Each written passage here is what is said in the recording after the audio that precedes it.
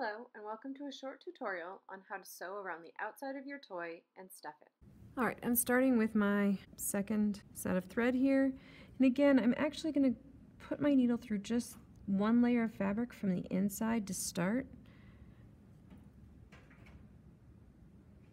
so that the knot can be on the inside. And I'm actually overlapping just a tiny bit with my previous stitches where I left off. That just reinforces that area. I'm stitching over the edge of the toy for several reasons.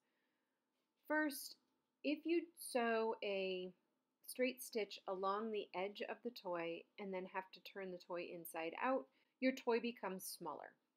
It's also really hard to be turning the toy inside out. This is felt, and felt doesn't fray like some other fabrics, so it doesn't need to have the edges on the inside. If you'd like to do a slightly more decorative stitch along the edge, you can do a blanket stitch. You do the same thing, you put the needle through the same side of the fabric every time you're going over the edge, but you also put your needle through the loop that you create. Okay, so let's look at that again.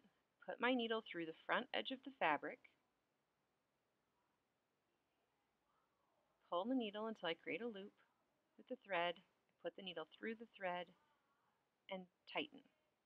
Then I put the needle through the fabric on the front again, put my needle through the loop, and pull tight again. The blanket stitch has a nice little edge, and it may be more secure than what I usually do. So now I'm encountering some of my stitches with my conductive thread right here to my positive end of my LED. The non-conductive thread will not interfere with it, so I can just sew directly over those. So again, just reinforcing that area. So even though I already have those extra stitches there with the conductive thread, I'm still going over it with my non-conductive thread so that everything's reinforced and I'm less likely to ooze stuffing. The last time I tied off, I was so close to the stitches that were already going over the edge, I didn't really have enough space. But on this one, I actually have plenty of space that I can open it up a little bit and tie off using the inside stitches so that hopefully my knot doesn't really show on the outside. Now we're going to skip ahead to the point where I'm going to start stuffing the toy. Because my toy is complicated and has a narrow neck, I want to stuff the head part and get it up into the little pointy ears before I close it up too much. So I'm going to pause at this point and actually stuff the head. Now, I can't just take a whole giant amount of stuffing and try to stuff it in at once. I have to break it into smaller pieces. So I break it into a smaller piece. I open up my toy and I stuff the stuffing in.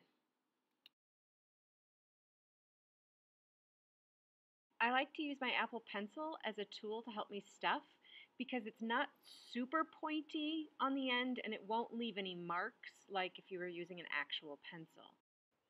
So we'll skip ahead again. So you can see now I've sewn all the way around the left side of the toy. The left arm is stuffed and the legs are stuffed, and I stuffed those as I finished them. Now to finish stuffing, I've got one little open area on the arm still, and I'm breaking my stuffing into smaller pieces and stuffing it in, using my pencil again to help me. And then I'm holding those edges very close together so that I can ideally not lose any of the stuffing, and sewing over that last little bit. Now, one of the things you'll want to do when you're done sewing around the whole outside and stuffing is look back at all of your stitches and make sure that you don't have any areas where you're losing stuffing. So you can see I already have an area here where the stitches aren't tight enough, so I'm going to just keep sewing right over that area to reinforce it so that the stuffing doesn't ooze out.